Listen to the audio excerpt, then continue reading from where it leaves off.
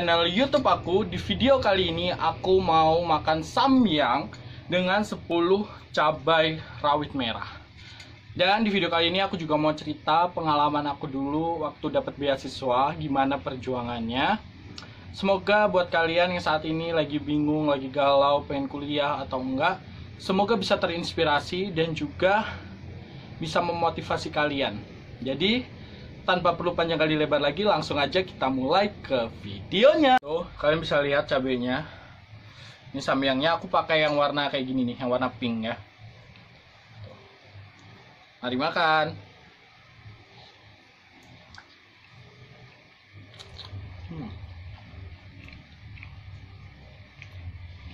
Cabenya.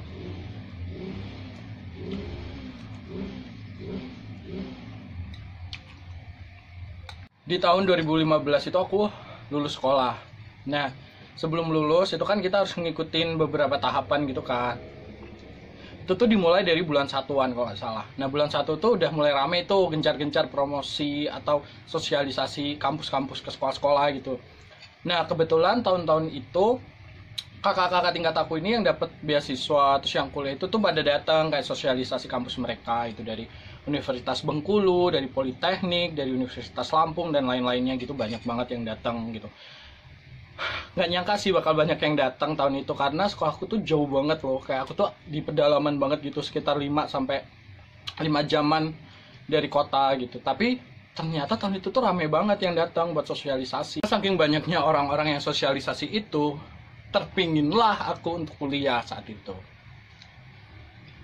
Kemudian aku mulai cari tahu kan di kampus itu tuh gimana, ada apa aja gitu. Terus kakak tingkat aku tuh bilang kalau mereka kuliah itu dari beasiswa bidik misi atau beasiswa kurang mampu gitu loh, untuk orang-orang yang kurang mampu gitu. Nah, saat itu aku pengen dong gitu kan, aku mau nih beasiswa ini gitu kan. Akhirnya aku pulang sekolah, aku ngomong ke orang tua aku kalau aku pengen kuliah, ada beasiswa bidik misi, beasiswa untuk orang kurang mampu gitu. Cuma di saat itu kan karena aku masih punya adik SMA yang mau masuk SMA dan juga yang TK kan, jadi kayak nggak mungkin gitu loh buat aku kuliah. Jadi kayak orang tua aku bilang jangan dulu ya gitu kan. Ya udah kataku, meskipun sakit sih sebenarnya, kayak pengen banget tapi kayak ya udahlah mau gimana lagi kalau orang tua nggak setuju gitu kan. Jadi aku udah kayak pendem tuh untuk nggak kuliah gitu. Nah, semakin hari itu semakin banyak gitu loh yang sosialisasi dan juga guru-guru tuh ngomongin tentang kuliah gitu. Jadi aku semakin terdorong untuk pengen bisa kuliah gitu. Terus aku ngomong nih sama Pak Komar, Pak, aku pengen kuliah. Oh ya udah bagus dong kata dia.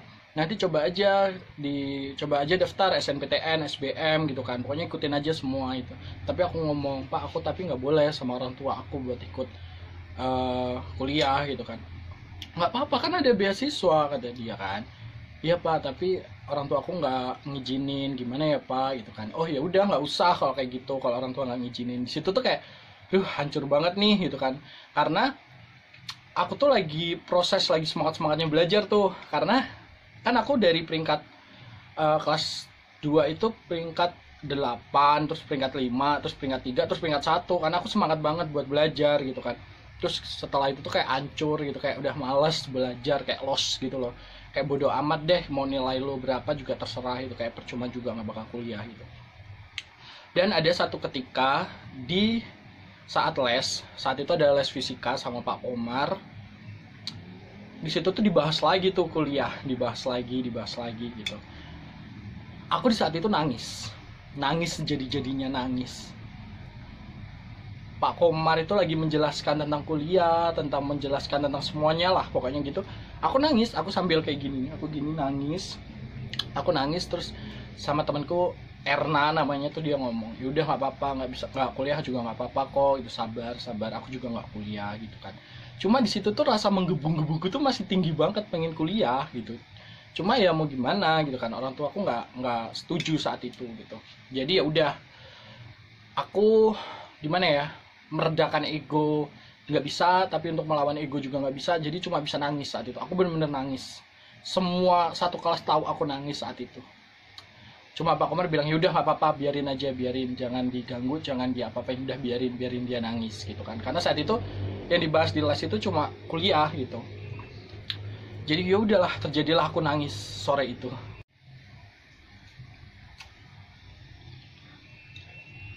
Lanjut makan dulu ya. Cabenya.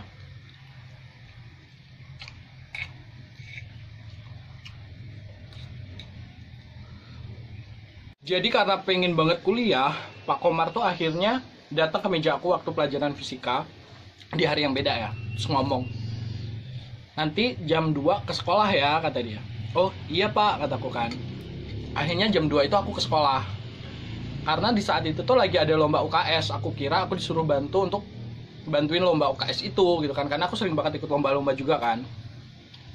Terus akhirnya aku nyari nih, jam 2 itu aku nyari Pak Komar. Pak Komar mana gitu kan, nanya sama temenku. Aku sambil bantuin tuh, sambil bener-benerin tanaman obat gitu. Terus dia ngomong, yuk ke kantor yuk, kata dia. Terus akhirnya ke kantor. Di kantor itu Pak Komar ngomong gini. Kok jadi inget itu, ya Allah. Pak Komar ngomong gini, ya udah kita coba aja dulu gitu kan. Masalah nanti kamu keterima atau enggak, ya udah terserah nanti gimana gitu. Nanti kita pikirin solusinya di akhir kalau kamu keterima gitu. Terus maksudnya Pak gimana gitu. Ya udah kita coba, kamu coba daftar nih, kata dia. Aku coba daftarin, kata Pak Komar. Hah, seriusan Pak, katakan. Kan saat itu tuh kita harus daftar kuliah itu harus ada restu orang tua kan. Nah di saat itu tuh Pak Komar bilang, ya udah nggak apa-apa gitu, kita coba aja masukin gitu kan. Akhirnya dicobalah masukin untuk daftar SNPTN gitu. Jam 2 atau jam 3 sore, dan itu adalah hari terakhir penutupan SNPTN tahun 2015.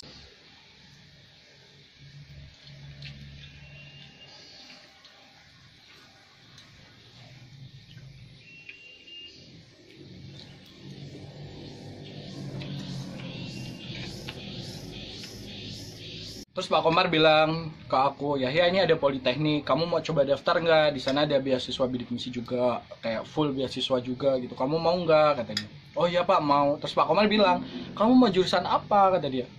Dan di saat itu aku cuma bilang gini, terserah Pak mau jurusan apa, aku ikut aja karena Bapak tahu pasti kemampuanku gimana gitu kan. Terus ya udah saya terserah aja Bapak mau pilihin apa gitu. Jadi aku nggak menentukan jurusan aku di Politeknik itu gitu. Jadi itu semua pilihan dari Pak Komar gitu. Dan beberapa hari itu pengumuman nih Politeknik seleksi tahap 1-nya. Aku ingat banget di saat itu tuh hari Jumat. Terus aku ditelepon dari Politekniknya. Dikasih tahu bahwa ada 7 orang dari sekolahan aku yang keterima untuk seleksi tahap 1. Karena saat itu kayak ngubungin gurunya nggak bisa, jadi dia nelpon aku. Nggak tahu kenapa yang dihubungin tuh aku gitu. Dan saat itu aku langsung ngabarin ke 7 teman aku yang keterima tahap 1 untuk seleksi selanjutnya gitu kan.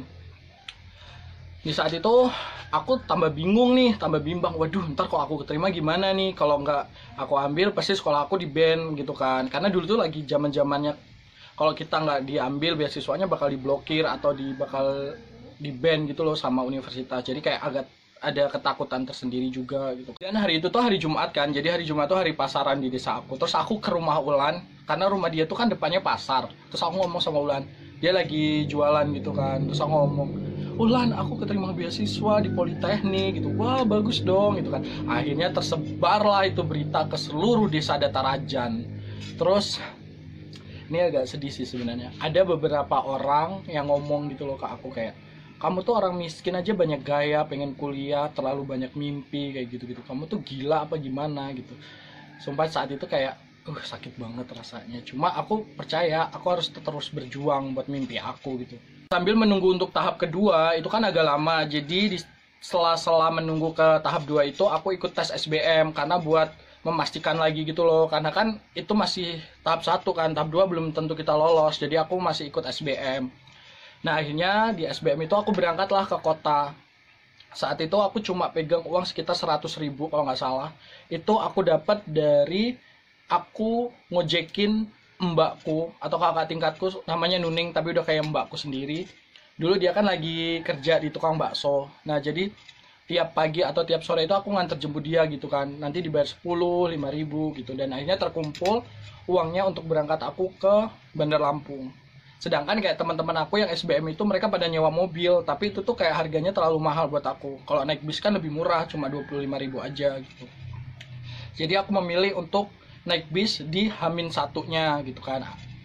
Nah pas di hari H SBM itu aku diantar sama teman aku yang aku kenal dari Facebook dan baik banget dia, mau nganterin aku, ngasih tempat tinggal aku juga di sana, nganterin aku ke Unila karena aku belum pernah ke Unila dan aku belum tahu kan seluk beluk Unila gitu kan. Akhirnya aku datang ke Unila, aku dianterin naik angkot sampai ke halte Unila, naik angkot biru itu, kalian tahu kan pasti yang orang Lampung, naik angkot biru itu sampai ke halte Unila, terus dianterin lagi ke gedung pertanian, Fakultas Pertanian kalau nggak salah saat itu. Padahal dia itu tuh mau berangkat kerja, tapi dia mau bantuin aku sampai nyariin gedungnya gitu. Dan aku ketemu sama teman-teman aku, dan aku hari itu akhirnya tes SBMPTN. Kita lagi nih, makan lagi. Tuh cabenya. Kalian pernah nggak sih makan yang ini, yang warna pink ini? Menurut aku nggak pedes ya. Iya nggak sih? Tuh, aku tambahin cabai ya. Tambahin lagi.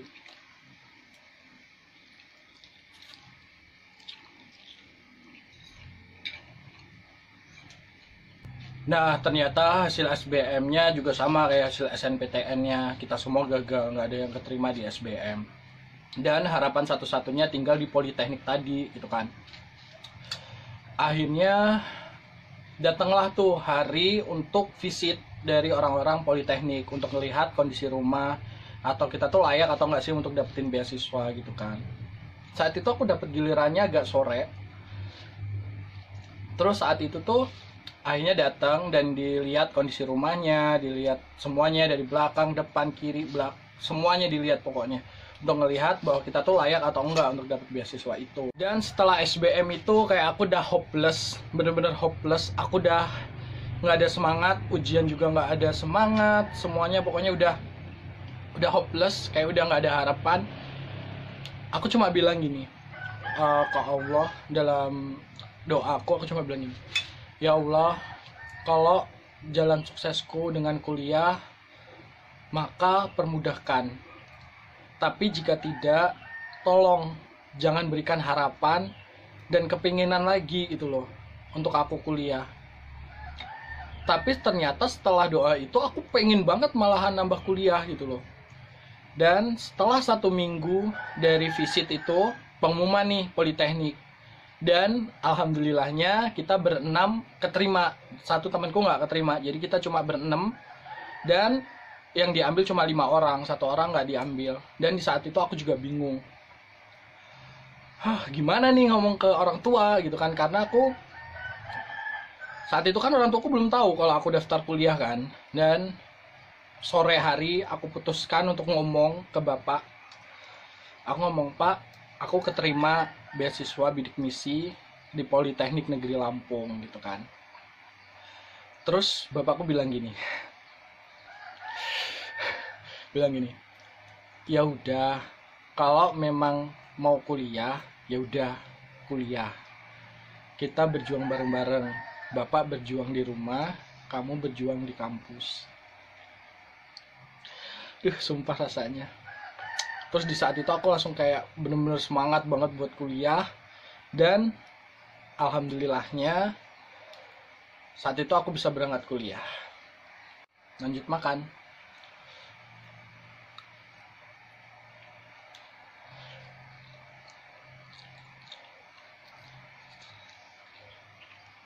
Tanggal 15 Agustus tahun 2015, akhirnya aku berangkat ke Politeknik Negeri Lampung. Karena tanggal 17 kita mau upacara, 17 Agustus, karena itu wajib buat anak baru di Politeknik Negeri Lampung untuk ikut upacara 17-an. Nah, setelah upacara 17 Agustus itu ada tahapan namanya latihan kedisiplinan dan juga PSP 2. Itu wajib banget diikutin, karena kalau kita nggak lulus dan nggak dapet sertifikat PSP 2 atau Ladis, kita nggak bakal bisa daftar wisuda, karena itu syarat untuk daftar wisuda. Jadi kita wajib banget untuk ikut dan lulus gitu.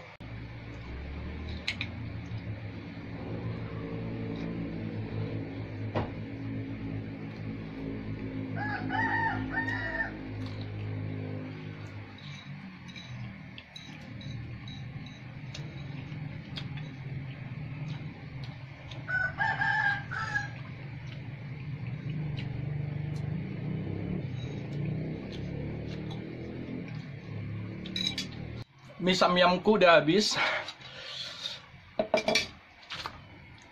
Nah, akhirnya setelah 1 bulan aku kuliah, di tanggal 28 Oktober tahun 2015, ada satu kejadian.